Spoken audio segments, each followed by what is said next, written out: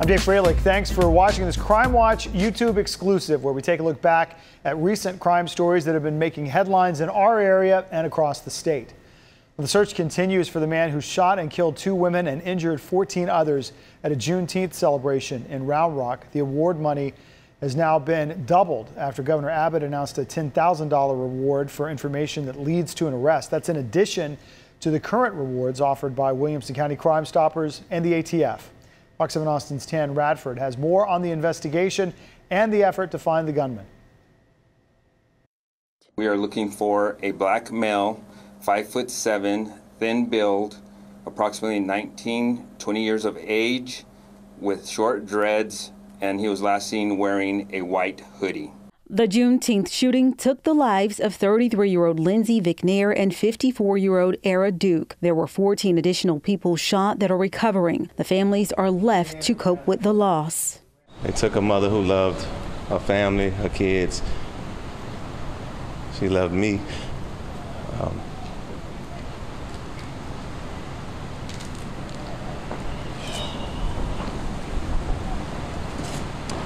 She loved the community, she loved her people. She just loved checking in on her people and her friends and stuff, make sure they're doing okay. And she's a very smart woman, educationally, socially, emotionally, and she's taught me a lot of things, and I wish she could still teach me more. Both of the victims' husbands witnessed their wives take their last breath. Pandemonium just struck, and just frustration, and just, you know, I guess a dream. Like I'm actually looking at a dream. I'm like, this is not happening. This is truly not happening for me to be seeing my wife in this condition. She said, "I'm hit." I said, "You hit?" I'm like, "Where?" So I started to that's when I pulled out the chair. I'm like, I'm throwing the chair, holding it with one hand, I'm moving the chair out with the other, and I feel it, where she's hit, and I felt it wet on her back. Tuesday, the governor announced the state is offering a $10,000 reward for information leading to an arrest. Williamson County Crime Stoppers is offering $5,000, and the ATF is also offering $5,000. Turn yourself in. You're man enough to carry a gun and pull the trigger. Be man enough to step up. Turn yourself in. Let's figure out why you chose to take lives and injure people. In the statement released by the governor, it says in part, Texas is deploying out full support to local law enforcement to ensure those involved in this heinous crime are found and brought to justice. The families are also asking the gunman to come forward. Do what God put on your heart to do. Whatever that looks like I said, I have to be open and accepting of that. What would I do? They need to know they cause insurmountable damage. Insurmountable damage. Unexplainable. It's heartbreaking. So it's painful. It's painful. In other news, a woman was shot to death at a Waffle House in Northeast Austin in early June. Now Austin police are asking for the public's help in finding 4 suspects. Police say it started as an argument between 2 groups of people at the restaurant on Dessa and Palmer back on June 8th. They say these 4 shot at the other group, killing Takesha Lewis and injuring another person. Investigators believe the suspects are possibly between 16 to 20 years old. If you know who they are or have any information that can help with the case, please call Austin Police. The family of a man who was killed near Barton Springs pool is still looking for justice for their loved one. It's been almost 2 years, and there still hasn't been an arrest in connection with the murder of Camnick Campbell. Fox 7 Austin's Meredith Aldis has more. And I just began to wail. Nikki Olton's youngest child was murdered. It was my greatest pain ever.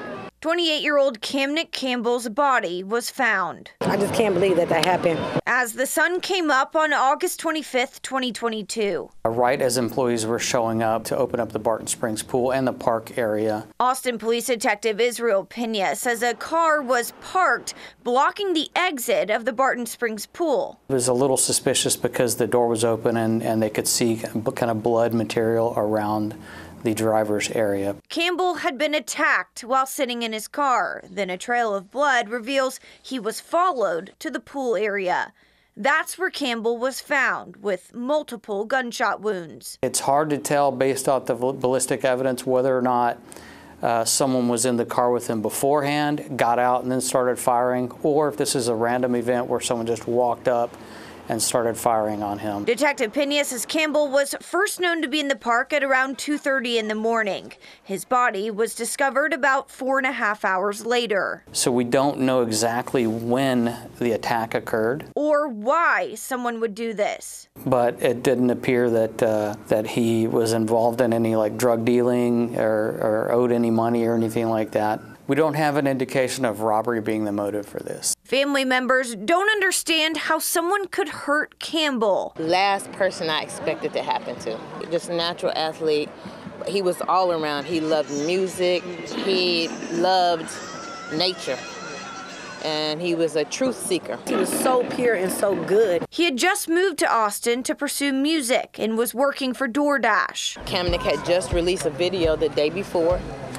He was talking about his music that was going to come out in September. So I know he wasn't even expecting this. Without surveillance video, investigators are asking for help from people who were in the park at the time and may have seen or heard something. Maybe they're afraid that they're going to get in trouble because they were in the park after hours in violation of city ordinance. We don't 100% do not care about that. We care about the information they may have that might help kind of break the case. As the family begs for answers. We just want to know why. Why? We really need that piece. Police have had multiple persons of interest, but no arrests have been made yet. Until we get resolution, we haven't ruled anyone out. So everyone that we've spoken with still remains either a person of interest or just someone that we're going to continue to look at until we can definitively rule them out. Someone needs to say something. We would all agree that we would want someone that did this off the streets because it affects us all. Person, if you're out there and you're watching this, I'd like to know who you are. Meredith Aldis, Fox 7 Austin Crime Watch. Travis County judge has ordered Caitlin Armstrong to pay $15 million to the family of Anna Mariah Wilson as part of a civil lawsuit. Armstrong was convicted of murdering Wilson in November 2023 and sentenced to 90 years in prison. The judge granted $5 million each to Wilson's parents for mental anguish, emotional pain, torment, and suffering from the death of their daughter. Both parents were also granted $2.5 million for damages. The judge entered a default judgment after Armstrong didn't respond to the lawsuit. 2 men have been sentenced for the murder of a father of 6 who was apparently killed by a cartel. Guillermo Gomez was ambushed in South Austin back in 2019. His family had to relive his death while his killers were on trial. Fox 7 Austin's Meredith Aldis has that story. I always told him not to trust anybody. And he did. He trusted everybody. Amanda Rodriguez says it cost her brother-in-law his life. It's traumatic for us still. Almost 5 years after father of 6 Guillermo Gomez, a very sweet, kind-hearted, loving man, was shot and killed. They are still hurt. They miss their father. They talk about him a lot. He's no longer here with us, so he misses out on football games, soccer games, volleyball games, basketball games. So it's been a big loss for us, for sure. It was June 22nd, 2019. Cell phone video shows Gomez left his apartment at around 11:45 that night, and 36-year-old Francisco Lopez Jr. picked him up. Lopez told police they were going to purchase 2 ounces of meth. They went to a nearby McDonald's, met up with 47-year-old Evan Zanders, then went to the back of the Bainbridge Villas in South Austin. Surveillance video from the apartment complex showed the car entered the complex at around 12:37 in the morning and left just 6 minutes later. Just knowing that this is the last place that my brother-in-law took his last breath really hurts. You know, in the very, very back is where he was murdered, and in the dark place in the back of this apartment complex in the dark area is where he was assassinated. Zanders told detectives it was a setup so Lopez could kill Gomez. I know he didn't see this coming. A witness told police Gomez had substantial drug debt and was told by Lopez that the cartel ordered the death of Gomez. Don't get involved with those type of activities, no matter how bad you're hurting for money. Do not get involved. Lopez and Zanders were arrested for first-degree murder. In January 2023, Zanders went to trial. He pleaded guilty in exchange for 36 years in prison. Last month, Lopez faced a jury. It did hurt, reliving everything, seeing everything, hearing the details. A jury convicted Lopez and sentenced him to 28 years in prison. No time is going to bring my brother-in-law back. So it doesn't matter if they give him 5, 10 years, 20 years, 30 years, life. Rodriguez says she forgives them and feels for their family members too. They could use what they did and how they hurt us as a testimony to other families and bring awareness to the bad things like the drugs and the narcotics that they were doing and selling. Meredith Aldis, Fox 7 Austin Crime Watch. An armed suspect in a SWAT call in East Austin remains on the run after police say he jumped out of the window of an apartment, then barricaded himself in a construction site. Fox 7 Austin's John Krinjak has that story.